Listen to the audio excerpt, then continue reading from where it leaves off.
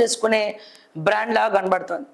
నిజంగా వాస్తవాలు మనం మాట్లాడుకోవాలి అంటే బీఆర్ఎస్ పార్టీ తెలంగాణ రాష్ట్ర ప్రజలకు ఎందుకు దూరమైంది? అధినేత కేసీఆర్ జనాల్లోకి రాకుండా, ఎవరిని కలవకుండా, పోనీ కేసీఆర్ కలవకపోయినా ఆయన కుమారుడైనా కలుస్తాడంటే కేటీఆర్ కూడా అదే తోవలో ముందరికెళ్ళాడు.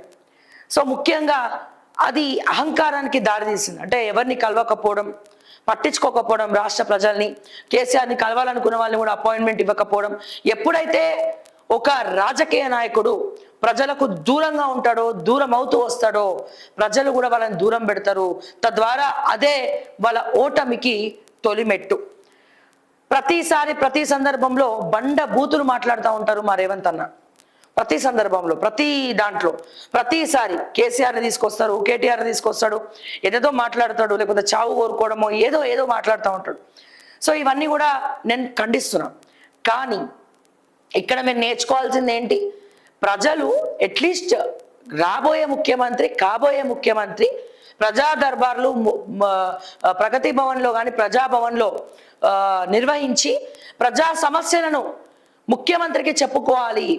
ఎందుకు అనిపిస్తుంది ఆ మాట? ఒకసారి ఒకానొక ఇంటర్వ్యూలో కేటీఆర్ చెప్తా ఉన్నారు. ఏమని చెప్తున్నాడు?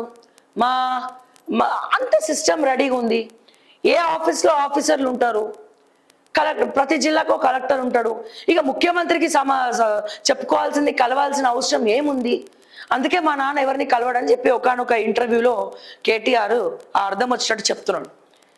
కానీ ఇక్కడ మనం చూసుకుంటే అయితే ముఖ్యంగా తెలంగాణ రాష్ట్రంలో అధికారులు అమ్ముడు పోయినారు. మీ మీ మీ రాజకీయ నాయకుల కాళ్ళ దగ్గర బానిసత్వం చేస్తూ ఉన్నారు, బానిసలుగా నిర్వహిస్తూ ఉన్నారు. జిల్లా కలెక్టర్లు మళ్ళా చెప్తున్నా, అందరిని అనట్లేదు, 80%, 85% ఆఫ్ ఆఫీసర్స్ అందరు కూడా కొల్యూడై ఉన్నారు. ఎంఆర్ఓలు కావచ్చు, ఆర్డీఓలు కావచ్చు, మా రైతన్నలకి న్యాయం జరగట్లే, భూములు కబ్జా జరుగుతున్నాయి, సబ్ రిజిస్టర్లో అమ్ముడు పోయి ఫేక్ డాక్యుమెంట్స్ మీద కూడా రిజిస్ట్రేషన్కి స్టాంపులు వేస్తున్నారు. సో ఇట్లా చెప్పుకుంటూ పోతే ఎంతో మంది ఐఏఎస్ ఆఫీసర్లు అమ్ముడు పోయినటువంటి వేళ, ఎంతో మంది ఎమ్మెల్యేలు వాళ్ళతోటి కొమ్ము కాసి రావాల్సినటువంటి పథకాలను ప్రజలకు తీసుకెళ్ళకపోవడం వల్ల ప్రజలు వాళ్ళ కష్టాలు ఎవరు చెప్పుకుంటారు? ఎవరికి చెప్పుకోవాలి?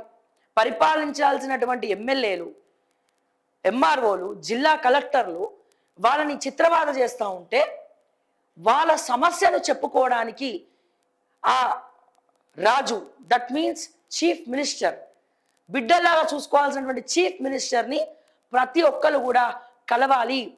పలానా ఎమ్మెల్యే పని చేస్తున్నాడు, ముఖ్యమంత్రికి చెప్పాలి. నా భూమి ఒకటి కబ్జా పెట్టిండు, ఆఫీసర్ల దగ్గరికి పోయినా పని అయితలే, ఎంఆర్ఓ అమ్ముడు పోయిండు, మా సర్పంచ్ ఇబ్బంది పెడుతున్నాడు, మా కలెక్టర్ ఇబ్బంది పెడుతున్నాడు, మా సబ్ రిజిస్టర్ ఇబ్బంది పెడుతున్నాడు, ఎవరికి చెప్పుకోవాలా?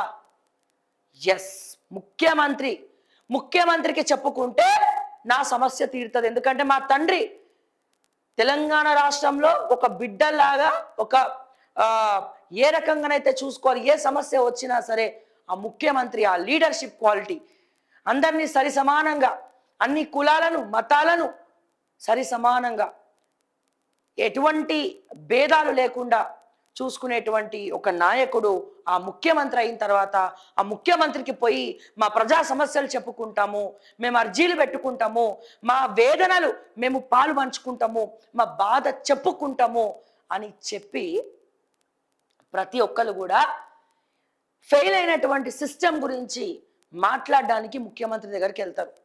కానీ మన తెలంగాణ వచ్చినప్పటి నుంచి మన తెలంగాణకి పట్టినటువంటి దౌర్భాగ్యం ఏంటంటే, తెలంగాణలో ఉన్నటువంటి ఏ మొట్టమొదటి ముఖ్యమంత్రి కావచ్చు, ఇప్పుడున్నటువంటి ఏ మార్పు అయితే తీసుకొస్తా, మార్పు తెస్తా, కాంగ్రెస్ తెస్తా అని చెప్పి మాటలు చెప్పినటువంటి, 3 రంగుల జెండా పట్టినటువంటి పాట పెట్టుకొని మరి ప్రచారం చేసినటువంటి రేవంత్ రెడ్డి కూడా మాట తప్పిన ముఖ్యమంత్రి అయినాడు. తెలంగాణకి ప్రజలకు దూరం అయినాడు. తెలంగాణ ప్రజలకు తెలంగాణలో మొట్టమొదటి ముఖ్యమంత్రి తెలంగాణ ప్రజల్ని కలవలే, రెండవ ముఖ్యమంత్రి కలవట్లే, ప్రజా దర్బార్ అని చెప్పి ఒకటే రోజు ప్రగతి భవన్కి వెళ్ళి, ప్రజా భవన్కి వెళ్ళి కూర్చొని ఒకటే రోజు ప్రజల్ని కలిసి తర్వాత మొత్తము ఎవడికి వాడే యమునా తీరే అని చెప్పి మళ్ళా ఏ అవినీతి పరులు అయితే ఉన్నారో అదే అవినీతి పరులకు ఆ ప్రజా దర్బార్ని అప్పచెప్పి కట్టబెట్టిన మోసం చేసినటువంటి ముఖ్యమంత్రి రేవంత్ రెడ్డి గురించి నేను మాట్లాడుతా ఉన్నా.